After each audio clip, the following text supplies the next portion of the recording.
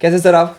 सब बढ़िया दोस्त। सर आज का जो हमारा टॉपिक है वो है एक ऐसी चीज़ के ऊपर जिसके ऊपर बात कम होती है लेकिन होती है। मैं बात करना चाहता हूँ आज आपके साथ रिटायरमेंट के बारे में।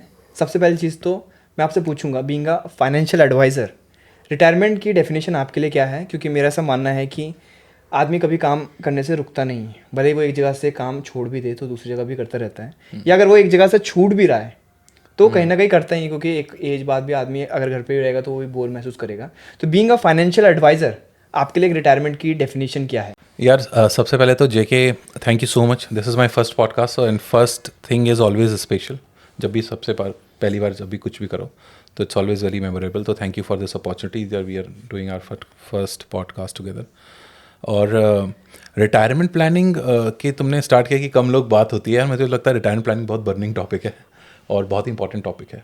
और रिटायरमेंट की definition as a financial adviser, मुझे लगता है यार फाइनेंशियल एडवाइज़र और अ लेमैन, मतलब कोई भी कॉमन मैन किसी ही पूछो तो मुझे लगता है रिटायरमेंट की डेफिनेशन सबके लिए एक ही होनी चाहिए कि वो वक्त या वो समय या वो उम्र जब पैसा कमाने की मजबूरी ख़त्म हो जाए और पैसा कमाना सिर्फ एक चॉइस रह जाए कि ठीक है पैसा आ रहा है तो ठीक है, नहीं आ रहा है तब भी काफ़ी जमा पूंजी है।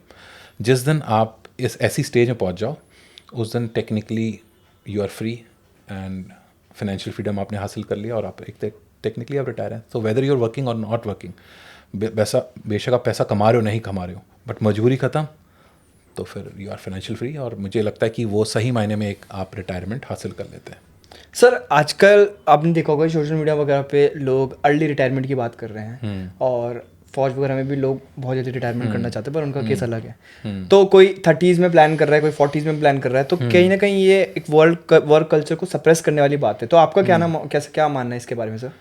नहीं, बिल्कुल ठीक बात है। अर्ली रिटायरमेंट का मेन पर्पज़ ही होता है कि जब आपकी जो वर्किंग लाइफ है वो बहुत ज़्यादा अच्छी नहीं है या आप ऐसे वर्किंग कल्चर का हिस्सा हैं जो कि आपके हिसाब से आपके लिए you know peace of mind wise या आपकी हेल्थ वाइज या फैमिली में आप टाइम कम दे पा रहे हैं और आपको ओवरऑल कल्चर एनवायरनमेंट नहीं पसंद आ रहा, तो ऑब्वियसली आज की डेट में हम देखते ही हैं कॉर्पोरेट वगैरह में या प्राइवेट सेक्टर में इतना प्रेशर है, इतना स्ट्रेस है टारगेट्स को लेके, अपने KRAs को लेके, अपनी रिस्पॉन्सिबिलिटीज़ पूरा करने के लिए, कि ज़्यादातर लोग को रिटायरमेंट एक एक इतना स्वर्ग जैसा लगता है, एक हसीन सपना जो बहुत दूर है, तो हर कोई अचीव करना चाहता है इसलिए अर्ली रिटायरमेंट की बातें चल रही हैं। ऑब्वियसली जब आपकी वर्किंग लाइफ इतना हो जाए, बट वो इंसान जो अपना पैशन जी रहा है या वो काम कर रहा है जिसमें उसकी मेंटल पीस, उसकी health, family time, personal hobby सब कुछ बैलेंस्ड है, तो उनके लिए अर्ली रिटायरमेंट की इतनी कोई वो नहीं है कि बहुत बर्निंग इशू हो, है ना। और जैसा मैंने बोला कि रिटायरमेंट ना, अर्ली रिटायरमेंट, लेट रिटायरमेंट, इन सब से परे हमें देखना चाहिए। और मैं no more compulsion of earning money, मजबूरी ख़त्म और जैसे ही वो चॉइस हो जाए तो वो आपका रिटायरमेंट है।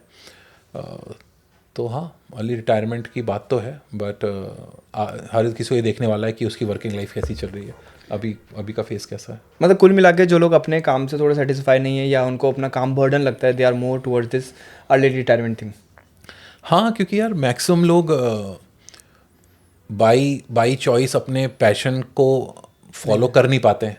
तो एक वो कहावत है ना कि if you are not able to do what you love, then start loving what you are doing, है ना। तो आप जो कर रहे हैं उसी से प्यार करने लग जाएं।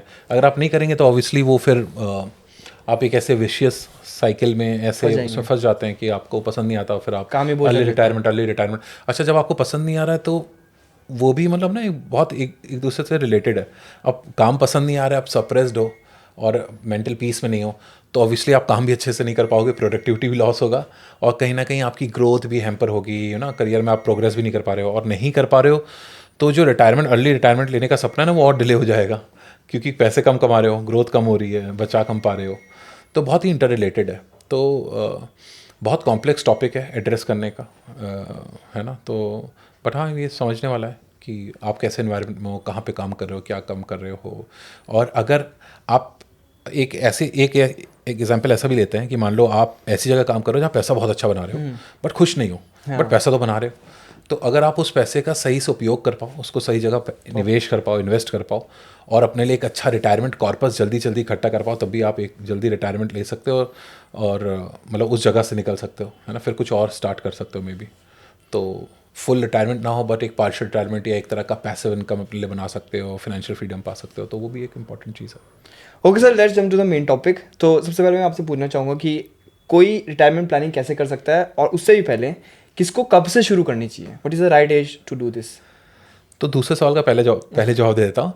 कब से शुरू करनी चाहिए? कि जब से रियलाइज़ हो जाए कि रिटायरमेंट प्लानिंग इंपॉर्टेंट है, उस दिन से शुरू कर देनी चाहिए, क्योंकि जितनी जल्दी आप स्टार्ट करते हो ना, उतनी ही बड़ा और उतना ही सूटेबल कॉर्पस आप अपने लिए इकट्ठा कर पाएंगे, है ना। क्योंकि हम लोग, आपने कई बार सुना भी होगा कि पावर ऑफ कंपाउंडिंग बहुत इंपॉर्टेंट मतलब रोल प्ले करता है आपकी ओवरऑल वेल्थ क्रिएशन में।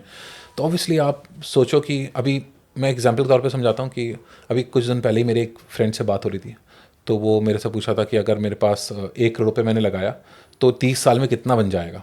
अगर 1 करोड़ रुपये आज मैंने इक्विटी मार्केट्स में लगा दिया ना, स्टॉक मार्केट में लगाया, और मान लो इंडेक्स में लगा दिया, किसी एक म्यूचुअल फंड में लगा दिया, तो कितना बन जाएगा।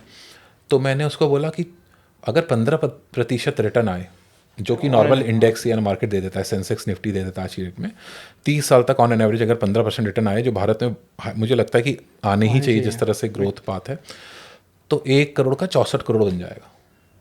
तो वो बहुत भचक्का रह गया था कि ऐसा कैसे हो सकता है। तो फिर मैंने उसको समझाया कि कैसे कैसे होगा ये, कैसे कैसे वो चीज़ डबल होते जाएगी, और पावर कंपाउंडिंग जितना लंबा आपके पास समय हो, है ना, तो पावर कंपाउंडिंग इतना ज़बरदस्त जादू करती है। तो 1 करोड़ का 64 करोड़ बन जाता है। अब आप सोचिए, ज़्यादा समय हो वो तभी होगा ना जब जल्दी शुरू करोगे। तो जितनी जल्दी शुरू करोगे उतना ज़्यादा समय आपके पास होगा वो पैसा इकट्ठा करने के लिए, उतना ही ज़्यादा आप अपने पैसे को मल्टीप्लाई कर पाएंगे, है ना, अगर आप सही जगह निवेश करते हैं। तो जल्दी शुरू कर देना चाहिए। और रिटायरमेंट प्लानिंग करनी कैसे चाहिए? तो रिटायरमेंट प्लानिंग को ना आपको फेजेस में बांटना पड़ेगा। तो मैं जो भी मेरे क्लाइंट्स हैं या फ्रेंड्स हैं, जो भी मेरे से इस चीज़ में गाइडेंस लेता है, मैं उनको बोलता हूँ कि अपने इस पूरी लाइफ को ना 2 फेजेस में बांट दो। पहला फेज़ होता है जब आप पैसा कमा रहे होते हो, उसको हम बोलते हैं एक्यूमुलेशन फेज़, कि आप पैसा कमा रहे और एक्यूमुलेट कर रहे हैं, मतलब पैसा जमा कर रहे हैं, है ना। और दूसरा फेज़ होता है जब आप रिटायर हो जाते हैं, which is your retired life, उसको हम टेक्निकल भाषा में बोलते हैं वेस्टिंग फेज़, कि अब यहाँ से आपकी पेंशन आना शुरू होगी। तो 2 फेजेस डिफाइन करना बहुत ज़रूरी है। तो आज मान लीजिए आज कोई 40 साल का है फॉर एग्जांपल, और वो 60 साल में रिटायर होना चाहता है, तो 20 साल तो उसका एक्यूमुलेशन फेज़ हो गया, और 60 साल के बाद जब वो रिटायर होगा, जब से उसको पेंशन चाहिए, वहाँ से उसका वेस्टिंग फेज़ स्टार्ट हो गया, जब से उसको पेंशन मिलनी स्टार्ट होगी, है ना। और एक कई लोग जो मिस कर जाते हैं वो ये है कि एक लाइफ एक्सपेक्टेंसी एज्यूम करना बहुत इंपॉर्टेंट है ना, कि भाई आप पेंशन कब तक लोगे। तो कोई कहता है कि मैं 60 में रिटायर होना चाहता हूँ, कोई कहता है मैं 55 में, कोई कहता है मैं 40 में रिटायर होना चाहता हूँ। भाई 40 में रिटायर तो हो जाओगे, बट आप ये भी एज्यूम करो कि लाइफ एक्सपेक्टेंसी आप कितना एज्यूम करके चल रहे हो, 80, 85, 90। अब जैसे जैसे मेडिकल फैसिलिटीज़ बढ़ रही हैं, वैसे वैसे इन्फ्लेशन वगैरह भी है, लाइफ एक्सपेक्टेंसी भी बढ़ रही है। अब आप 60 साल में रिटायर हो गए और 80, 85 या 90 लाइफ एक्सपेक्टेंसी, तो आपको 20, 25, 30 साल इतना पैसा होना चाहिए, 20, 25, 30 साल तक आपकी पेंशन सस्टेन रहे, उसके साथ साथ वो पेंशन पूरी रहे, आप किसी पे डिपेंडेंट ना हो। तो ये बहुत सारी चीज़ों का ध्यान रखना पड़ता है कि आपका एक्यूमुलेशन फेज़ कितना लंबा होगा, आपका वेस्टिंग फेज़ कितना लंबा होगा, है ना। तो ये बहुत ज़रूरी है। इसके साथ साथ अभी आपने मेंशन किया, बहुत इंपॉर्टेंट वर्ड है इन्फ्लेशन, कि महंगाई दर किस हिसाब से बढ़ेगी, है ना। तो जो आप पैसे इन्वेस्ट कर रहे हो, जो रिटर्न आ भी रहा है, उसको भी आपको देखना पड़ेगा कि वो कितना है एक्चुअल में, एक्चुअल रिटर्न जो है। जैसे हम बोलते हैं कि जो अभी 10 रुपये की वैल्यू है, वो आगे जाके 10 रुपये की नहीं रहेगी। बिल्कुल बिल्कुल हो जाएगी। और पेंशन कैलकुलेट करने के लिए ये बहुत ज़्यादा ज़रूरी है, मतलब इन्फ्लेशन वर्ड बहुत ही ज़रूरी वर्ड है। और जैसे कई लोग बोलते हैं ना कि यार आज मैं 35 साल का हूँ या 40 साल का हूँ, मेरे को 60 साल में कितनी पेंशन लगेगी, लोग अंदाज़ा मारते हैं कि यार आज इतना खर्चा उतना हो जाएगा, है ना। तो आपको उसमें कितनी पेंशन लगेगी, उसका सबसे अच्छा सवाल है कि आप सोचो आज आपका क्या खर्चा है। मान लो आज आप 60 साल के हो, है ना, और आज आपका खर्चा मान लीजिए महीने का 50,000 रुपये, है ना, आपका सारा बेसिक खर्चा 50,000 है। तो आपको उसको उतने इन्फ्लेशन आप पकड़ लो, 6-7 जो भी आप लेना चाहते हो, जो इंडिया में आज की डेट में 6-7% की इन्फ्लेशन चल रही है, आप 6-7% की इन्फ्लेशन से उसको इसको आगे फ्यूचर वैल्यूज़ की निकाल सकते हो, एक्सेल में निकाल सकते हो। बहुत सारे ऑनलाइन कैलकुलेटर्स आज की डेट में, तो गूगल में जाओगे ना, बहुत सारे ऑनलाइन कैलकुलेटर्स हैं, किसी मदद से भी निकाल सकते हो। तो आप देख सकते हो कि आने वाले 20 साल बाद वो जो 50,000 रुपये वो महीना कितना हो जाएगा, लाख, 1.5 लाख, 2 लाख, वो आपको पता चलेगा कि आपको कितनी पेंशन चाहिए, है ना। फिर वो अमाउंट से आप अंदाज़ा लगा सकते हो कितना आपको पैसा इकट्ठा करना है कि वो जो 2 लाख रुपए या 1.5 लाख रुपए आपको महीने चाहिए उस वक्त, वो आप 80, 85 या 90 जो भी आपने लाइफ एक्सपेक्टेंसी एज्यूम की है वहाँ तक वो कैरी करते रहे, है ना। और उसमें भी आपको इन्फ्लेशन चाहिए होगी, तो 60 साल पे मान लो अगर 1.5 लाख चाहिए तो 65 साल में 1.5 लाख से तो ऊपर चाहिए होगी, इन्फ्लेशन तो तभी भी चल रही होगी, है ना। तो वो देखने में ध्यान रखना पड़ता है कि आपको कितना कॉर्पस, तो इसमें प्रॉपर एक टेक्निकल कैलकुलेशन है कि अगर आप सही से अपनी रिटायरमेंट प्लानिंग करना चाहते हो तो अर्ली रिटायरमेंट एक बहुत अच्छा टॉपिक है कि करना चाहिए, और हर किसी को मन करता है कि अर्ली रिटायर हो जाए। हाँ, ऐश करेंगे। हाँ, ऐश करेंगे, और बट कितना कॉर्पस चाहिए और कितना लंबा सस्टेन करना है, इन्फ्लेशन का रोल, वो बिल्कुल ध्यान लगा के कैलकुलेट करना चाहिए अगर आप चाहते हो कि आप लाइफ लॉन्ग इंडिपेंडेंट रहें फाइनेंशियली, किसी भी डिपेंडेंट ना हो, तो ये चीज़ें समझना बहुत ज़रूरी है। सर हम एक हाइपोथेटिकल एग्जांपल लेते हैं। लेट सपोज 2 लोग हैं, वन अपने अर्ली 30s में और एक अपने अर्ली 50s में, और दोनों ही अपना रिटायरमेंट प्लान करना चाहते हैं। तो किसको कैसे रखना चाहिए? कि मेरे हिसाब से एज के हिसाब से भी आपके अप्रोचेस चेंज होती है। If you are unmarried right now तो आप सिर्फ अज्यूम करोगे कि यार उस टाइम ऐसा खर्चा होगा, ये होंगे शादी के बाद, लेकिन एक्चुअल जो होते हैं वो थोड़ा सा डिफरेंस होता है। तो कैसा अप्रोच रहना चाहिए दोनों ही, मतलब किसी के लिए, एक जो अर्ली अपने 30s में और एक जो अपने अर्ली 50s में, हाइपोथेटिकली? कोई अर्ली 30s में है, करियर स्टार्ट किया है, 4-5 साल हो गए हैं, तो मुझे लगता है बेस्ट टूल वेल्थ क्रिएशन का या रिटायरमेंट कॉर्पस इकट्ठा करने का इक्विटी है। अगर आप इक्विटी में निवेश करते हो तो आप लॉन्ग टर्म में मल्टीपल वेल्थ क्रिएट कर सकते हो, है ना। और इक्विटी में निवेश करने के बहुत आसान तरीके हैं आज की डेट में, है ना। आपको अगर स्टॉक सेलेक्ट करना नहीं आता, आप स्टॉक मार्केट में ज़्यादा नहीं जानते हो, बहुत सिंपल है कि आप कोई इंडेक्स फंड उठा लो, बहुत सिंपल है कि आप कोई अच्छे mutual fund, performing mutual fund उठा लो, है ना। उसमें SIPs के थ्रू आप निवेश कर सकते हो, है ना। अगर आप डायरेक्ट स्टॉक्स ही करना चाहते हो तो लार्ज कैप स्टॉक्स उठा लो, है ना। अगर निफ्टी 50 सेंसेक्स के टॉप 30, 50, 100 कंपनीज इंडिया के जो कंपैरेटिवली काफ़ी सेफ होते हैं मिड कैप और स्मॉल कैप से, तो स्टार्ट करने के लिए बहुत अच्छा है कोई 30s में। क्योंकि जब आप अर्ली एज से स्टार्ट करते हो तो आपके पास समय बहुत लंबा है, तो अगर मार्केट बीच में वॉलेटाइल भी होता है, जो कि ऑफ कोर्स कभी ना कभी होना ही है, करेक्शन है ना, करेक्शंस होते ही हैं एक, तो आपको घबराने की कोई बात नहीं होती क्योंकि आपके पास बहुत लंबा समय है। और टेक्निकली जैसे भी मैं एग्जांपल दिया था कि 1 करोड़ का 30 साल में 64 करोड़ हो गया, तो इतने लंबे समय में आप बहुत ज़्यादा मल्टीप्लाई कर सकते हो अपने वेल्थ को। और आप सोच रहे हो कि शायद मैं 60 साल तक हूँ, बट आप हो सकता है 50-55 तक ही इतनी वेल्थ एक्यूमुलेट कर लो कि आप you can easily retire early. तो उनके लिए तो मुझे लगता है इक्विटी बेस्ट एसेट क्लास है, ज़्यादा दिमाग और किसी चीज़ में लगाना ही नहीं चाहिए, है ना। जो अगर आप 50s की बात करो तो 50s में तब आपको देखना पड़ता है कि 50s एक ऐसा समय होता है कि रिटायरमेंट प्लानिंग के साथ साथ आपके बहुत सारे इंपॉर्टेंट गोल्स और चल रहे होते हैं, स्पेशली किड्स एजुकेशन। वो एक ऐसी मतलब स्टेज है जब आपके किड्स या तो हायर स्टडीज़ के लिए जा रहे होंगे या यू नो शादी की उम्र आ गई होगी, डिपेंडिंग, है ना, कि कौन किस एज का है, तो वो बहुत खर्चे वाला समय होगा। तो आपको अपना उस समय जो अगर आप निवेश करना चाह रहे हो तो आपको तो एक तो ये समझना है कि आप थोड़ा लेट हो गए हो, है ना, रिटायरमेंट प्लानिंग के बारे में सोचने में। बट अगर जब जागो तब सवेरा, अगर तब जाग रहे हो तो थोड़ा सा एसेट एलोकेशन के ऊपर ध्यान देना है कि आप इक्विटी में कितना पार्टिसिपेट कर सकते हैं, आप डेट में, गोल्ड में, है ना, या ऑल्टरनेट एसेट्स में आप कैसे कैसे पार्टिसिपेट कर सकते हैं, सो दैट कि आपके लिए पेंशन भी बने और पेंशन के साथ साथ आपका रिस्क भी ऑप्टिमाइज रहे, मतलब रिस्क भी कंट्रोल रहे कि अंधाधुंध रिस्क ना रहे, है ना। तो मेरे ख्याल से 50s वाले को एसेट एलोकेशन के ऊपर बहुत ध्यान देना चाहिए, है ना, कि वो किसी भी बहुत ज़्यादा सेफ भी ना खेलें, अदरवाइज वो कॉर्पस अच्छा नहीं बन पाएगा, और बहुत ज़्यादा रिस्क भी ना खेलें, क्योंकि उनको अगर वो 50s हैं तो मैं एज्यूम कर रहा हूँ कि 50 का मतलब 57, 58, 56, 55 कोई भी हो सकता है। तो समबडी हु इज़ 56, 57, 8 उसको रिटायरमेंट 2-3 साल है, अगर रिटायरमेंट एज 60 साल में एज्यूम करें तो बहुत ज़्यादा इक्विटी में पार्टिसिपेट करना भी रिस्की हो सकता है। तो एसेट एलोकेशन के ऊपर ध्यान दें, और मेरी सलाह माने तो किसी एक्सपर्ट फाइनेंशियल एडवाइज़र के से कंसल्ट करके एक अच्छा पोर्टफोलियो बनाएं। अगर आपको आप बहुत नियर हैं किसी गोल के, तो उस समय वो ज़्यादा फ्रूटफुल साबित होता है। सर आपने जो भी बात की कि किसी फाइनेंशियल एडवाइज़र से कांटेक्ट करें, मैं मानता हूँ कि अभी भी एक बहुत बड़ा एक जो है वो सेक्शन है जो मानते नहीं। अगर मैं अपने घर में बोलूँ कि चलो कि मैं किसी को जानता हूँ और वो रिटायरमेंट, वो कह रहे हैं ये पैसा मांग ये पैसा मांग फंसाने की स्कीम है, इसमें कुछ नहीं रहता, लोगों के पैसे डूब जाते हैं। तो आई बिलीव कि अभी भी काफ़ी लोगों के बीच में अवेयरनेस की बड़ा दिक्कत है। तो उनके जो टिपिकल मीडियम है, या तो वो अपने जो PPF जो रहते हैं वो सब में रहते हैं, या फिर उन्होंने रियल एस्टेट वगैरह में इन्वेस्ट किया होता है। तो मेरे हिसाब से जो मेरा पर्सनल बिलीव है कि सबसे पहले तो अवेयरनेस की बहुत कमी है। मैं किसी और की भी बात नहीं करूँगा, मैं अपने फैमिली में ही मानता हूँ कि अगर मैं बोलूँ कि यार मैं स्टॉक्स में इन्वेस्ट करूँ तो उनको कहीं ना कहीं वो जुआ लगता है, ठीक है ना। और शायद कई हद तक सही भी हो अगर हम शॉर्ट टर्म में देखें, अगर आप लॉन्ग टर्म तक इन्वेस्ट कर रहे हो तो उनका भी शायद वो मिथ चेंज हो। लेकिन मेरे को लगता है कि खासकर जो गवर्नमेंट क्लास के जो सेक्टर जो बहुत पुराने, जो हम मेरा मतलब फादर लोग की एज के हैं, वो लोग तो खासकर टिपिकली दूसरे इंस्ट्रूमेंट पे इन्वेस्ट करना पसंद करते हैं। यहीं से मैं एक और सवाल को सर ड्राफ्ट करने की कोशिश करता हूँ कि जो गवर्नमेंट सेक्टर का एक एम्प्लॉय है वो कैसे अपने रिटायरमेंट की प्लानिंग करे, क्योंकि उनका माइंडसेट और मेंटालिटी एक अलग डायरेक्शन में जाता है। प्लस दूसरा जो कॉर्पोरेट में, क्योंकि कॉर्पोरेट में बड़े एक अलग तरह के डायनामिक्स चलते रहते हैं, तो वहाँ पे अलग अलग तरह के लोग हैं, वहाँ पे बड़ी ग्रोथ माइंडसेट रहता है। जबकि गवर्नमेंट सेक्टर में थोड़ा सा वैसा रहता है, स्टेबल वाला, रिस्क फ्री वाला रहना है। तो दोनों ही कैसे अपने गोल्स को अचीव करें और कैसे कर सकते हैं? बीइंग अ फाइनेंशियल एडवाइजर आप क्या सजेशन देंगे सर?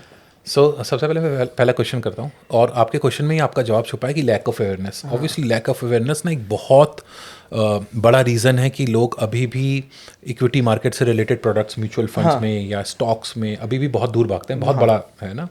आपको अगर मैं एक डेटा बताऊँ, बहुत इंटरेस्टिंग डेटा है कि लगभग हिंदुस्तान में एक डेटा आया था, रिसर्च थी, लगभग हर साल $700 बिलियन इन्वेस्ट होता है, हाउस होल्ड सेविंग्स है ना, हर साल। इस $700 बिलियन में गोल्ड भी है, रियल स्टेट भी है, प्रोविडेंट फंड्स भी हैं, फिक्स डिपॉजिट्स भी हैं, बैंक अकाउंट में पड़ा हुआ पैसा भी है, शेयर बाज़ार में लगा हुआ पैसा भी है, LIC भी, सब कुछ है। आपको जान के हैरानी होगी कि इक्विटी मार्केट्स में, मतलब शेयर बाज़ार में, म्यूचुअल फंड्स के थ्रू, डायरेक्ट स्टॉक्स के थ्रू, PMS के थ्रू, या इंश्योरेंस पॉलिसी जो मार्केट में पैसा लगाती हैं, जितने भी प्रोडक्ट हैं जिनके थ्रू शेयर बाज़ार में पैसा डालता है, अगर उन सबको भी मिला लें तो $700 बिलियन में मात्र 4 से 5% पैसा ही आता है ना। हम बात कर रहे हैं कि आज के दिन में mutual fund industry 50 lakh crore की हो गई है, बट अगर ओवरऑल बात करें इंडियन हाउस होल्ड सेविंग्स की तो मात्र 4 से 5% ही है। तो ऑब्वियसली उसका रीज़न लैक ऑफ अवेयरनेस है। बट मुझे लगता है कि लैक ऑफ अवेयरनेस फिर भी अब एड्रेस होना शुरू हो गई है। कि अब हम बात कर रहे हैं, ऐसे बहुत सारे एजुकेटेड गुणी लोग बात कर रहे हैं, अलग अलग चैनल्स में बात कर रहे हैं और अवेयरनेस फैलाने का काम कर रहे हैं, जो मुझे लगता है बहुत ज़रूरी है इंडिया में, है ना, भारत में, कि लोगों को ज़्यादा से ज़्यादा पता चले। जितना अवेयरनेस होगी, जितनी एजुकेशन बढ़ेगी फाइनेंशियल प्रोडक्ट्स के बारे में, फाइनेंशियल मार्केट्स के बारे में, वो सभी के लिए, सारे पूरी इकोसिस्टम के लिए अच्छा है, पूरी इकोनॉमी के लिए अच्छा है कि उतना ज़्यादा पार्टिसिपेशन बढ़ेगा। और मुझे लगा अवेयरनेस पिछले कुछ सालों से बढ़ भी रही है। जितना जितना यूट्यूब जितना पॉपुलर हुआ है, या इंस्टाग्राम में कई सारे फाइनेंशियल इन्फ्लुएंसर्स हैं जो अच्छे वर्कशॉप्स कर रहे हैं, अच्छे मास्टर क्लासेस ले रहे हैं, तो लोग बढ़ भी रहे हैं, है ना। दूसरा मुझे लगता है कि another very big reason is trust. India में आज भी ना ट्रस्ट बहुत इंपॉर्टेंट रोल प्ले करता है। इंडिया में क्या लगता है, मुझे लगता है हर जगह ही ट्रस्ट बहुत इंपॉर्टेंट रोल प्ले करता है। तो अगर कोई ट्रस्ट वर्दी इंसान बोल रहा हो ना कि यहाँ पे पैसा लगा दो, तो इंसान ज़्यादा नहीं सोचता, है ना। भले ही वो उतना नॉलेजेबल ना हो जो एडवाइस दे रहा हो, बट अगर कोई बहुत नॉलेजेबल इंसान कोई एडवाइस दे, बट वो आपके लिए नया हो, मतलब आप नहीं जानते उसको, आप ट्रस्ट नहीं कर सकते क्योंकि, है ना, थोड़ा, तो आप शायद वो एडवाइस ना मानो। तो ट्रस्ट भी बहुत इंपॉर्टेंट रोल प्ले करता है अपार्ट फ्रॉम द अवेयरनेस। तो मुझे लगता है जब धीरे धीरे अवेयरनेस बढ़ेगी और ऐसे कुछ लोग जो अपने ऊपर ट्रस्ट दिला पाएंगे, है ना, तो वहाँ पे एक फाइनेंशियल एडवाइज़र्स या फाइनेंशियल कोचिंग लेना लोग के लिए ईजी हो जाएगा, है ना। और फाइनेंशियल एडवाइजर से मतलब ये भी नहीं है कि आप किसी प्रोफेशनल सेटअप को ही कांटेक्ट करें। अगर आपको लगता है कि आपके फादर ने बहुत अच्छे से अपने फाइनेंशियल मैनेजमेंट किया, तो he can also be a financial adviser, है ना। आपके किसी अंकल ने या किसी रिलेटिव ने, बड़े भाई ने या किसी दोस्त ने जिसने पिछले कुछ सालों में बहुत अच्छे तरीके से अपने पैसों को मैनेज किया है, तो वाई नॉट, उनसे भी आप फाइनेंशियल एडवाइस ले सकते हो। बट एडवाइजरी से मेरा मतलब है कि हेल्प लेना या किसी मेंटरशिप लेना ज़रूर मतलब पूछ के करें, तो उससे बहुत हेल्पफुल रहता है ना, सारी चीज़ों को ऑर्गेनाइज करना। Coming down to the second part, जो आपने गवर्नमेंट एम्प्लॉयज़ की बात की, तो गवर्नमेंट एम्प्लॉयज़ के लिए तो देखो, मुझे लगता है कि कई सारे स्टेट्स अब ओल्ड पेंशन ला रहे हैं। तो अगर ओल्ड पेंशन हो जाता तो ना, कई सारे गवर्नमेंट एम्प्लॉयज़ चाहते भी कि ओल्ड पेंशन हो जाए, तो उनको एक वहाँ से सहूलियत मिल जाती है। हालांकि सेंट्रल गवर्नमेंट ने जो न्यू पेंशन ला के जो काम किया, मुझे लगता है वो बहुत ज़बरदस्त है। तो दोनों का आप डिफरेंस भी बता दीजिए साथ का। हाँ बिल्कुल, वो भी एड्रेस करते हैं। तो new pension scheme basically government जो लाई है, वो गवर्नमेंट पे स्ट्रेस बहुत कम कर रहा है। मतलब गवर्नमेंट की जो ट्रेजरी है, उनका जो खजाना है, उस पर बहुत कम दबाव पड़ता है, क्योंकि न्यू पेंशन स्कीम में आप खुद से कंट्रीब्यूट करते हैं, सैलरी से कट के लग रहा है ना। वो पहले भी लगता था, ओल्ड पेंशन स्कीम में कुछ हिस्सा कटता था, उसके आगे गवर्नमेंट इंश्योर करता था, बट उससे गवर्नमेंट पे बहुत स्ट्रेस रहता था, क्योंकि उसमें आप गारंटी कर रहे हो, और गारंटी में आपको मालूम नहीं होता कैसे हो रहा है, क्या हो रहा है। अब यहाँ पे एक मार्केट रिलेटेड है, तो न्यू पेंशन स्कीम में अच्छा क्या है कि जो भी मार्केट रिलेटेड रिटर्न्स है, अगर कोई मार्केट रिलेटेड में पैसा लगा रहा है और अगर यंग वर्कर है, कोई नया एम्प्लॉय है 25-30 साल का, जैसे मैं पहले भी कहा, इक्विटी में बहुत ज़्यादा पैसा बना सकता है और उसमें टैक्स बेनिफिट्स भी मिल रहे हैं आपको। तो आप एनपीएस में यार आज की डेट में तो कॉर्पोरेट ने भी अलाउ कर दिया, एनपीएस टेस्ट है, लोग एनपीएस में निवेश कर रहे हैं, है ना, बहुत ज़्यादा टैक्स बचा रहे हैं।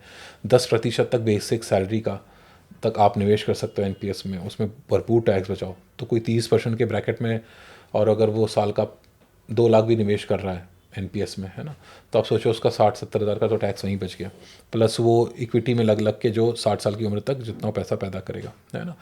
और एनपीएस से पेंशन लेना भी इजी, क्योंकि वो एन्युटी में कन्वर्ट हो जाता है। एन्युटी आपको ऐसी गारंटी रिटर्न दे देती है ना, किसी भी एन्युटी पेंशन प्लान में आप कन्वर्ट कर सकते हो। पहले सिर्फ एलआईसी देता था, आज की डेट में number of private insurance companies are also giving, है ना। तो आईसीआईसीआई, बिरला, मैक्स, बहुत सारी एचडीएफसी, कई सारी प्राइवेट लाइफ इंश्योरेंस कंपनीज भी इसको दे रही हैं। तो बहुत ईजी है। और एनपीएस और ओपीएस में मेन फ़र्क तो यही है, गारंटी और उसका ही है।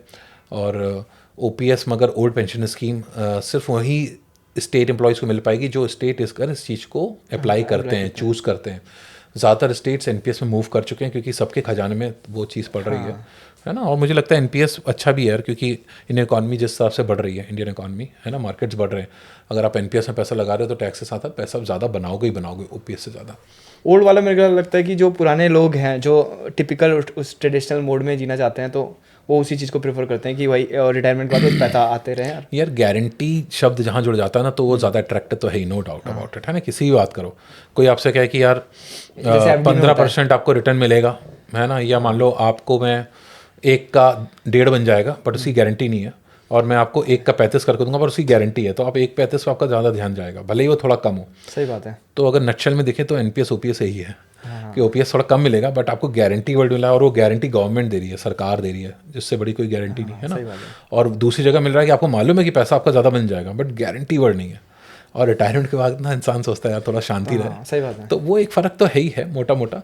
अब हम क्योंकि एक डिफरेंट जनरेशन से हैं, तो हम बात कर सकते हैं कि भाई चलो एनपीएस फ़ायदेमंद है, टैक्स बट रहा है, बट जहाँ पे गारंटी आ जाता है वहाँ पे अगर दूसरे दायरे से देखा जाए, दूसरे एंगल से देखा जाए, तो एक मेंटल पीस तो मिलती है, नो डाउट अबाउट इट। तो कुल मिला के जो ओल्ड और वर्सेस न्यू में है, वो कहीं ना कहीं सिर्फ आइडियोलॉजी का अंतर है कि आपकी जनरेशन से आते हैं। यार आइडियोलॉजी का डिफरेंस तो है, मगर ये आपके ऊपर नहीं है ना चूज़ करने के लिए। टेक्निकली ये सबको चॉइस की, मतलब चूज़ करने की वो नहीं है कि आप चॉइस कर सको, ऐसे छूट तो है नहीं। जहाँ हट गया वहाँ पे न्यू पेंशन स्कीम आनी आनी है। ये चॉइस सिर्फ उन लोग को है जो आई गेस 2004 से पहले के एम्प्लॉयज़ हैं, है ना, उनको ये चॉइस थी कुछ समय पहले तक कि वो कहाँ पे ऑप्ट करना था, है ना, उनको थी चॉइस। उसके बाद तो अब जो अगर मान लो 2020 में कोई भर्ती हुआ है सरकारी, उसको तो चॉइस है ही नहीं, तो उसके पास तो एनपीएस ही है। उसके बाद तभी चॉइस होगी जब वो स्टेट एम्प्लॉयर और स्टेट ने ओपीएस को लागू कर दिया दोबारा। फॉर एग्जांपल जैसे हिमाचल प्रदेश ने एज अ स्टेट, वहाँ की गवर्नमेंट ने ओपीएस लागू किया, तो ओल्ड पेंशन स्कीम वहाँ के स्टेट एम्प्लॉयज़ को वो चीज़ का फ़ायदा मिलेगा लॉन्ग टर्म में। बट मुझे लगता है पैसा तो कम ही मिलेगा एज़ कम्पेयर टू एनपीएस। पैसा कम मिलेगा बट गारंटी वाली बात है, बस वो वाली बात है। तो वो ना कहते हैं ना, सबके अपना अपना नज़रिए वाली बात है। मेरे हिसाब से एनपीएस ज़्यादा बेटर है, कि मुझे लगता है कि रिस्क लेके, अगर थोड़ा सा रिस्क लेके, कैलकुलेटेड रिस्क लेके, अंधा रिस्क नहीं ले रहे हो, ब्लाइंड रिस्क नहीं ले रहे हो, कैलकुलेटेड रिस्क लेके अगर आपको ज़्यादा पैसा बनता है तो लेना चाहिए, तो क्यों नहीं लेना चाहिए ना। तो वो वाली बात है। सर मैं 3 फाइनेंशियल इंस्ट्रूमेंट्स के बारे में बात करूँगा। पहला है रियल इस्टेट, दूसरा है एफडी, और तीसरा जो अपने स्टॉक मार्केट का। अब आपके हिसाब से अगर मैं अपने रिटायरमेंट को प्लान कर रहा हूँ, तो मैं किसको प्रेफरेंस वाइज दूँ, और किस हिसाब से अगर मुझे एलोकेशन करना है तो क्या मेरा एक अप्रोच रहना चाहिए? तो मैं आपसे इससे पहले आपको एडवाइस करूँ, आपसे कुछ सवाल पूछूंगा। सबसे पहले कि आपकी एज क्या है? मेरी एज तो फिलहाल 26 है। 26 साल है। आप रिटायर कब तक होना चाहते हो? वैसे तो I am enjoying my work, so I believe कि जितना ज़्यादा आप अपने वर्क में चलते रहेंगे तो आप उतने अच्छे जाएंगे। फिर भी मैं एक लेमैन फिगर अज्यूम करूँ तो मैं 50-55 का, मान लो 50 साल में रिटायर होना चाहते हो, मतलब आज से 24-25 साल बाद, है ना, 26 को 24-25 लगा लेते हैं, है ना। अब एक बात बताओ, रियल स्टेट आज की डेट में, अच्छा रियल स्टेट, अब तीनों की एक एक बारे में बात करते हैं। रियल स्टेट आज की डेट में जहाँ भी आप रहते हो, जिस शहर में भी आप रहते हो, आप मेट्रो में रहते हो, छोटी सिटी में रहते हो, मैं इसलिए एग्जांपल ले रहा हूँ कि आपकी उम्र के जितने लोग होंगे वो उससे रिलेट कर पाएंगे, है ना, रिलेट कर पाएंगे। आपको क्या लगता है कि एक ठीक ठाक प्रॉपर्टी मिनिमम कितने की आती है? मेरे हिसाब से कम मेरे को अंदाज़ है नहीं, पर 30-50 की तो आनी चाहिए, 30 या 50 लाख की कम से कम। 30 और 50 का बीच का पकड़ लेते हैं, 40 लाख। 40 पकड़ लेते हैं। आपको क्या लगता है कि 40 लाख, कितने लोग हैं जो 40 लाख की प्रॉपर्टी 26 साल की उम्र में ले सकते हैं? बहुत कम होंगे। गिनती के ही होंगे, गिनती के ही होंगे, वो भी किसी का अगर कॉर्पोरेट में होंगे या फिर कुछ ऐसा बिजनेस होगा। हाँ, बहुत कम चांसेस है, और वो भी अगर घर का सपोर्ट होगा, ऐसी फैमिलीज होंगे, बैकग्राउंड होगा, तभी रह सकते हैं। तो रियल स्टेट शुरुआत में निवेश करना 40 लाख होना वैसे भी इस एज के लिए बहुत सारे लोग, मतलब इवन 30s में भी मैक्सिमम जनता के लिए इंडिया में बहुत मुश्किल होगा 40-50 लाख की प्रॉपर्टी लेना। कई लोग अब इसमें कहेंगे कि भाई लोन लेके भी ले सकते हो, तो जब आप लोन लेते हो तो टेक्निकली आपका पैसा तो ग्रो हो नहीं रहा ना, क्योंकि आप 8-9% तो लोन इंटरेस्ट पे करो। आज की डेट में होम लोन का इंटरेस्ट कितना ज़बरदस्त है। तो आपका कमाया क्या, अगर वो प्रॉपर्टी 10% से भी बढ़ेगी, 8% आपने 9% अगर ब्याज दे दिया, तो आप देखो डिफरेंशियल आपका कुछ खास बना नहीं है ना। और प्रोडक्ट में आने से पहले, रियल स्टेट लो, एफडी लो या इक्विटी लो, इसमें आने से पहले आपको ये जानना जरूरी है कि आपको कितनी पेंशन चाहिए होगी, और उस पेंशन को लेने के लिए आपको कितना इकट्ठा कॉर्पस चाहिए होगा, रिटायरमेंट कॉर्पस चाहिए होगा, है ना। फिर भी आप तभी आप समझ पाओगे कि आपको कौन सा प्रोडक्ट ज़्यादा सूट करेगा। तो रियल स्टेट तो मेरे ख्याल से बिग नो है अगर कोई अर्ली एज में है। आपके ऊपर एग्जांपल लेके मैंने बोला, क्योंकि मतलब इन्वेस्टमेंट के लिए सही है, पर रिटायरमेंट के लिए यार, इन्वेस्टमेंट के लिए मुझे लगता है कि रियल स्टेट बहुत डिपेंड करता है कि आप देखो जगह के ऊपर भी, और फिर आप आजकल तो हर जगह से ज़्यादा ना आपके अपने फाइनेंशियल्स के ऊपर है। तो जगह मैटर करेगी है, बट रियल स्टेट को ना स्टैंड अलोन इन्वेस्टमेंट की तरह नहीं देखो। रियल स्टेट से देखो कि अगर आप रियल स्टेट करो तो बहुत भारी हिस्सा आपके नेटवर्थ का, आपके पूरे इन्वेस्टमेंट्स का एक बहुत भारी हिस्सा एक ही जगह लग जाएगा। वो चलेगा नहीं चलेगा, अगर चल गया तो बहुत अच्छा, नहीं चला तो आपकी बहुत ज़्यादा डिपेंडेंसी है। प्लस उसमें लिक्विडिटी भी नहीं है। लिक्विडिटी भी नहीं, एग्जैक्टली, बहुत ही इंपॉर्टेंट पॉइंट है लिक्विडिटी। अगर बीच में आप निकलना भी चाहो, आपको लग रहा है नहीं चल रहा, तो बेचने में कई महीनों, कभी भी साल भी लग जाते हैं, कभी भी नहीं भी बिकती अगर प्रॉपर्टी, अगर फ्लॉप प्रॉपर्टी है ना। और ऐसा कई बार हुआ भी है, लोग अटक के भी हैं, और लोन वाला चक्कर है। तो मतलब अर्ली एजेस में तो बिल्कुल भी नहीं सूट करता कि आप इन्वेस्टमेंट के लिए, रिटायरमेंट के लिए कोई भी रियल स्टेट लो। हाँ, रहने के लिए घर लेना एक बहुत डिफरेंट बात है, वो अलग है, क्योंकि हम रिटायरमेंट की बात करें तो real estate is a big no, मुझे नहीं लगता कि फ़ायदा होगा, है ना। दूसरा एफडी में आ जाए, एफडी तो सोचो भी होता है रिटायरमेंट के लिए यार। एफडी तो मुझे लगता है कि एफडी सिर्फ आपको तभी करनी चाहिए जब आप इमरजेंसी फंड के लिए कोई पैसा रखना चाहते हो, कि जब चाहो तब निकाल सको, है ना। वो एक ऐसी स्ट्रेटेजी होती है, जो इमरजेंसी फंड में इन्वेस्ट करने का मतलब है कि आप वो पैसा रख रहे हो अपने लिए जिसमें आप रिटर्न नहीं कमाना चाहते, आप इजी एक्सेसिबिलिटी चाहते हो कि किसी वक्त भी वो निकल जाए पैसा, click a money click away, plus थोड़ा बहुत इंटरेस्ट भी आ जाए, थोड़ा बहुत इंटरेस्ट भी आ जाए, है ना। हालांकि उसके बहुत सारे और भी माध्यम है, डेट फंड्स हैं, ये है, बट उसमें मैं नहीं जा रहा हूँ। तो एफडी तो उसके लिए, तो मुझे लगता है एफडी, पहली बात तो एफडी एक इन्वेस्टमेंट है ही नहीं, एफडी तो सेविंग है, कि आप सिर्फ पार्क करो अपने पैसे को, कि जब मन चाहे तब निकाल सको, है ना, बुरे वक्त में या किसी अपॉर्चुनिटी में, या कुछ बिजनेस स्टार्ट करना, उसके लिए। रिटायरमेंट का तो सोचना भी मतलब पाप है एफडी से आप कभी बना नहीं पाओगे, तो नहीं सोचो। तीसरा, जब इक्विटी मार्केट्स में आ जाते हैं, शेयर बाजार में, मुझे लगता है कि इससे बेहतरीन टूल कोई भी नहीं है वेल्थ क्रिएट करने का आज की डेट में, अगर आप एक यंग इन्वेस्टर हो। क्यों? उसके बहुत सारे रीजंस हैं। पहली बात तो जैसे आपने कहा, लिक्विडिटी, भरपूर लिक्विडिटी है, जब मन चाहे आप बेच सकते हो। दूसरा, आप किसी भी छोटे अमाउंट से स्टार्ट कर सकते हो। आपके पास महीने का 1000 रुपये है ना, तो आप 1000 रुपये से निवेश करना स्टार्ट कर सकते हो। SIPs अगर आप करते हो इक्विटी म्यूचुअल फंड्स में, तो कई फंड्स में 500 रुपये का मिनिमम है, कई फंड्स में 100 रुपये भी है। तो 500-100 रुपये, मतलब 500 तो आज की डेट में बहुत ही छोटा अमाउंट है महीने का निवेश। आप कोई भी इंसान अपने रिटायरमेंट के लिए पहला कदम ले सकता है ना। दूसरा, आज की डेट में इक्विटी मार्केट में जिस तरह का चल रहा है, मतलब सब, आपकी एज में बात करूँ तो आपके पास 24 साल हैं, 24 साल के लिए अगर इक्विटी में करोगे तो धीरे धीरे बढ़ा सकते हो निवेश। आपकी डिपेंडेंसी नहीं है, आप कहीं लॉकड इन नहीं है, लिक्विडिटी पूरा है, छोटे अमाउंट से कर सकते हो, और डाइवर्सिफाई कर सकते हो, है ना। जैसे आप रियल स्टेट लोगे, 40-50 लाख एक ही प्रॉपर्टी में चले जाएंगे, बट यहाँ पे अगर आपके पास 5 लाख भी हो, या 1 लाख भी हो, या 10,000 भी हो, आप अलग अलग 5 फंड्स ले सकते हो, या 10 डिफरेंट स्टॉक्स ले सकते हो। तो डाइवर्सिफाई कर सकते हो, बड़ी कंपनी, छोटी कंपनी, मिड कंपनी, वैसे large cap funds, mid cap funds, small cap funds, या इंडेक्स फंड्स, जो भी सूट करता है आप अपने पैसे को डाइवर्सिफाई कर सकते हो।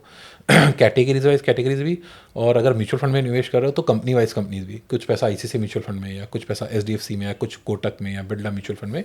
तो फंड मैनेजमेंट वाइज भी आप बहुत तरीके से डाइवर्सिफाई कर सकते हो, कि एक फंड मैनेजर का विजन नहीं चला, उसके स्टॉक्स नहीं चले तो दूसरे के चल गए, तो आप बहुत ज़्यादा डाइवर्सिफाई कर सकते हो, है ना। तो डाइवर्सिफिकेशन बहुत अच्छा होता है, कभी भी पैसा निकाल सकते हो, तो लिक्विडिटी बहुत अच्छी है, कम पैसे से स्टार्ट कर सकते हो, और लॉन्ग टर्म के लिए यार कैसा भी कंपेयर कर लो, इक्विटी से कंपेयर करोगे ना, when compare to real estate या गोल्ड या FD, तो इक्विटी बहुत अच्छा रहा है। और इंडिया जिस स्टेज पे बैठा है अभी, है ना, जिस टिपिंग पॉइंट में बैठा है कि आगे चल के जिस तरह की ग्रोथ दिख रही है, मुझे लगता है कि इट्स अ नो ब्रेनर। मतलब हर किसी को जो 5 से ज़्यादा साल के लिए निवेश करना चाहता है, उसको इंडियन मार्केट ये this is a time to participate in Indian, उसको करना ही चाहिए इंडियन इक्विटी मार्केट में निवेश, है ना. This is the best time to invest in Indian equity markets if you have minimum 5 years. उससे नहीं चाहिए, 2-3 साल शॉर्ट टर्म के लिए नहीं, 5 साल का आपका मिनिमम इन्वेस्टमेंट हॉराइजन हो, बहुत बेहतरीन समय है. तो अगर आपको मतलब सीक्वेंस बनाना हो तो सबसे पहले आप इक्विटी मार्केट को रखेंगे, फिर आप मैं दोनों को रखूंगा भी नहीं. अच्छा, बस खाली आप मत करो, गलती है ना. देखो यही मैंने बोला ना, फाइनेंशियल एडवाइजर का रोल, फाइनेंशियल कोच का, मेंटरशिप का. देखो मेंटरशिप कोचिंग ना आपका समय बहुत बचाती है, आपको गलत चीज़ों करने से रोकती है. अब क्या होगा, कोई जो फाइनेंशियल मेंटरशिप या कोचिंग या एडवाइजरी नहीं लेगा, वो तीनों जगह भटकेगा, अपना समय व्यर्थ करेगा, है ना. आज की डेट में सबसे वैल्यूएबल टाइम ही है, तो गलतियां करेगा. हो सकता है रियल एस्टेट में डाल दे, फंसे, FD में डाल के 2-4 साल अगर कुछ पैसा ना बने. तो ये फाइनेंशियल मेंटरशिप आपको यही चीज़ बताती है कि क्या चीज़ें ना करो, है ना. तो कई लोग बोलते हैं भाई फाइनेंशियल एडवाइजरी ये बता दो कि क्या करना है क्या करना है. मैं बोलता हूँ भाई करना क्या, उससे साथ साथ ये भी ज़रूरी, बहुत ज़्यादा ज़रूरी है कि क्या क्या नहीं करना है ना. तो मत करो, मतलब FD वगैरह में रिटायरमेंट के लिए पैसा मत रखो. FD का पर्पस बहुत अलग है ना. तो क्योंकि हम रिटायरमेंट के लिए बात कर रहे हैं, तो FD में तो मतलब उसको लिस्ट में भी नहीं, क्वालिफाई भी नहीं होता वो. अच्छा. अगर आपके पास इतना लंबा समय 24-25 साल के लिए, तो ऑब्वियसली अगर मैं प्योरली आपके कॉन्टेक्स्ट में बात करूं, तो आपको सिर्फ इक्विटी में ही ध्यान लगाना चाहिए. वो इक्विटी ज़रूरी नहीं कि डायरेक्ट स्टॉक्स हो, म्यूचुअल फंड्स, इंडेक्स फंड्स, किसी भी थ्रू आप करो, थोड़ा थोड़ा स्टार्ट करो. वो आपके लिए बेस्ट सूटेबल स्ट्रैटेजी है. जब आपके पास बेस्ट स्ट्रैटेजी है, तो आपको सेकंड थर्ड बेस्ट स्ट्रैटेजी के बारे में सोचना भी क्यों. वो भी बात सही है. सर आपने जनरेशनल वेल्थ के बारे में सुना ही होगा कई लोगों के पास, और वो तो लाइफ में जैसे किसी भी आप केस स्टडीज़ को लिख लें तो वहाँ पे एक ही, मतलब एक क्या, लेकिन फैमिली में कोई ना कोई हासिल करता ही है और वहाँ से वो चीज़ें बदल जाती हैं. तो क्या आज के प्रेजेंट टाइम में जहाँ पे मतलब इतना ज़्यादा कॉम्प्लेक्स और कॉम्पिटिटिव इन्वायरमेंट हो गया है, क्या जनरेशनल वेल्थ बना पाना पॉसिबल है आज के टाइम पे? अगर है तो कैसे कर सकते हैं? अगर आप बीइंग अ फाइनेंशियल एडवाइज़र थोड़ा बताएं. बड़ा इंपॉर्टेंट क्वेश्चन है, और मुझे लगता है जनरेशन वेल्थ ना तभी पॉसिबल है जब आपने एक अच्छी सक्सेशन प्लानिंग की हो, which is also a very important aspect of comprehensive financial planning. जब भी आप कोई भी फैमिली अपनी बजट प्लानिंग करती है, फाइनेंशियल प्लानिंग करती है, तो उसमें एक हिस्सा सक्सेशन प्लानिंग के लिए भी ज़रूर रखना चाहिए. सक्सेशन प्लानिंग से मेरा मतलब है कि लिगेसी प्लानिंग, आप वेल्थ अगली जनरेशन को कैसे ट्रांसफ़र कर सकते हैं. जो भी आप पैसा आपने इकट्ठा किया है या वेल्थ आपने जनरेट किया है ना, तो वेल्थ आपकी क्या हो सकती है, आपके रियल एस्टेट प्रॉपर्टीज़ हो सकती हैं, आपके स्टॉक्स पोर्टफोलियो हो सकते हैं, म्यूचुअल फंड पोर्टफोलियो हो सकते हैं, आपकी FDs हो सकती हैं, गोल्ड हो सकता है, मतलब हर तरह की चीज़ जो भी आपके एसेट्स हैं, है ना. गाड़ियाँ हो सकती हैं, महंगी महंगी पेंटिंग्स हो सकती हैं, है ना. तो वो नेक्स्ट जनरेशन तक सक्सेसफुली ट्रांसफ़र हो जाए विदाउट एनी डिस्प्यूट्स, है ना, पूरी क्लैरिटी के साथ. तो इस चीज़ को एक अच्छी सक्सेशन प्लानिंग के थ्रू किया जा सकता है. और अच्छी सक्सेशन प्लानिंग के लिए सबसे इंपॉर्टेंट है कि आपके पास विल होना चाहिए. बहुत सारे इंडिया में बहुत ही कम लोग हैं जो विल की तरफ कभी ध्यान भी जाते हैं, है ना. ज़्यादातर लोगों ने तो विल शब्द, वसीयत शब्द पिक्चरों में ही सुना होगा बॉलीवुड की वजह से, कि वसीयतनामा, और है ना, वसीयत है तो प्रॉपर्टी बट रही है, और हर कोई कोशिश कर रहा है कि वसीयत में उसका नाम जुड़ जाए, है ना. तो अगर देखा जाए on a serious note, will की बहुत इंपॉर्टेंस है. और विल से पहले ये इंश्योर करना कि आपके सारे इन्वेस्टमेंट में हर जगह नॉमिनेशन है, आपके बैंक अकाउंट्स में नॉमिनेशन, आपकी इंश्योरेंस पॉलिसीज़ में नॉमिनेशन है. और उसके साथ साथ अगर आप एक विल बना पाएँ जहाँ पे आप क्लियर कट बता पाएँ कि आपके बाद आप कौन कौन, आपके किस किस एसेट का कौन कौन बेनिफिशियरी होगा, कौन कौन लीगल हकदार होगा, लीगल सक्सेसर होगा, अगर आपको डिफाइन करेंगे तो उन एसेट्स का ट्रांसफ़र बहुत ईजी हो जाएगा विद इन फैमिली, है ना. तो कई फैमिलीज में होता भी, फैमिली डिस्प्यूट्स हो जाते हैं भाइयों के बीच या फैमिली के बीच, रिलेटिव्स के बीच, कि किसको क्या मिलेगा या किसको क्या मिलना चाहिए, नहीं मिलना चाहिए.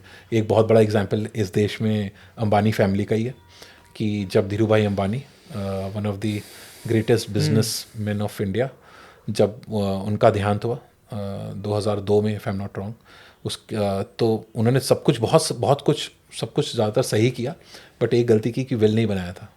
तो विल नहीं बनाया था, तो फिर उसके बाद तो हर कोई जानते हैं कि मिस्टर मुकेश अंबानी या मिस्टर अंबानी के बीच में बहुत सारा कॉन्फ्लिक्ट हुआ, है ना, related to distribution of businesses, distribution of assets को लेके, वेल्थ को लेके.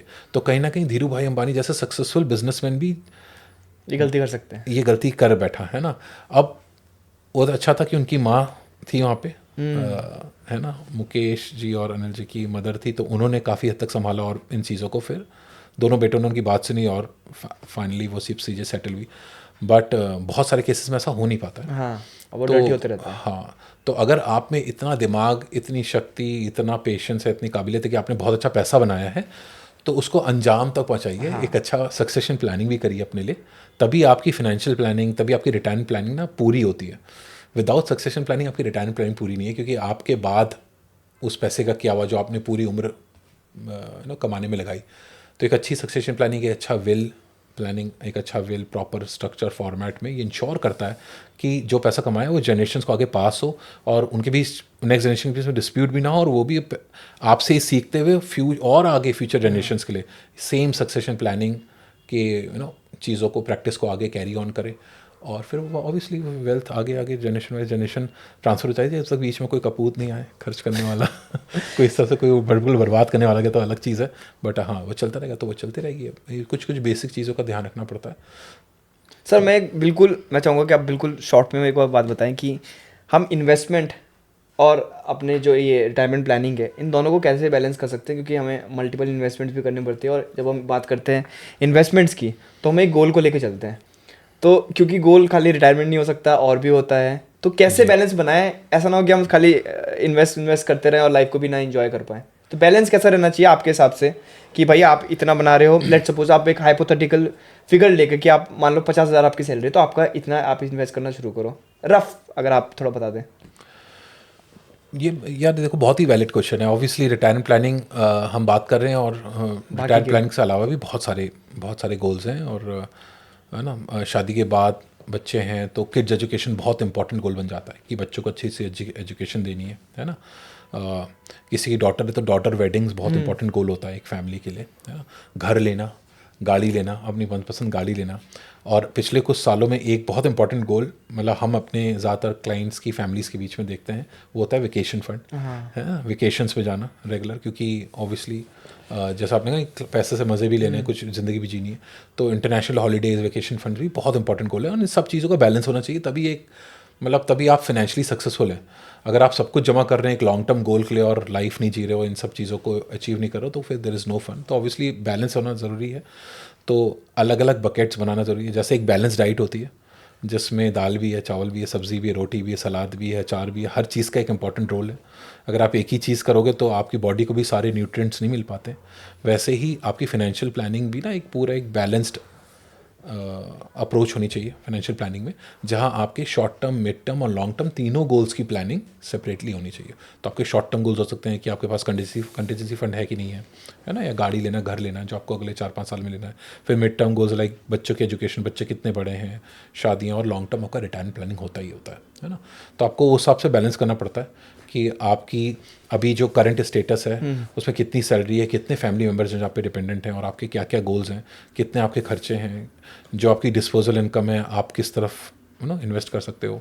बहुत सारे केसेस में हम ये देखते हैं कि इन्वेस्टमेंट जब आप कैलकुलेट करो तो निकल के आता है कि आपको महीने का 30,000 बचाना चाहिए, बट आपके पास बचता ही 10,000 है ना। ऐसे केसेस में बहुत अच्छी स्ट्रैटेजी है कि आप 10,000 से ही स्टार्ट करो और अपने निवेश को बार बार बढ़ाते रहो हर साल, जैसे जैसे आपकी इनकम बढ़े, है ना। इसको हम स्टेप अप SIP स्ट्रैटेजी के थ्रू भी पूरा कर सकते हैं कि आज आपने 10,000 किया, अगर आप हर साल 10% से इसको बढ़ाओगे तो अगले साल महीने की SIP 11,000 हो जाएगी, उसके बाद में 12,000, ऐसे करके बढ़ती जाएगी। तो धीरे धीरे करके आप लंबे समय पे फिर भी एक ठीक ठाक पैसा इकट्ठा कर पाते हो, है ना। बहुत लोग ये गलती करते हैं कि उनको लगता है यार जमा ज़्यादा है, बच कम रहा है तो छोड़ो बाद में देखेंगे।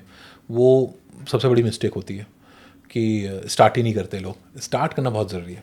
जैसे आपने स्टार्ट कर लिया अपना पॉडकास्ट, है ना, आप परफेक्शन का वेट नहीं कर रहे हो, सही बात है ना। तो फर्स्ट स्टेप इज़ इम्पॉर्टेंट। तो जो भी बच रहा है उससे स्टार्ट करें और अपने अलग अलग गोल्स के लिए अलग अलग बकेट्स ही बना लें। तो अगर 10,000 निवेश करें तो 4 गोल्स हैं, तो चारों तरफ किसी में 2,000, किसी में 3,000, किसी में 4,000, डिपेंडिंग ऑन कि किसका क्या अमाउंट है गोल्ड का, वैसे आप डाइवर्सीफाई कर सकते हो। और आपको लगता है कि बहुत ज़्यादा टेक्निकल है तो ऑब्वियसली आपको किसी मेंटर की हेल्प लेनी चाहिए, है ना, जो आपके सर्किल में जो आपको लगता है ये सब चीज़ सक्सेसफुली मैनेज कर रहा है, उसकी हेल्प ले सकते हैं, या फिर आप फाइनेंशियल एक्सपर्ट्स की हेल्प ले सकते हैं इन सब चीज़ों को ठीक से मैनेज करने में।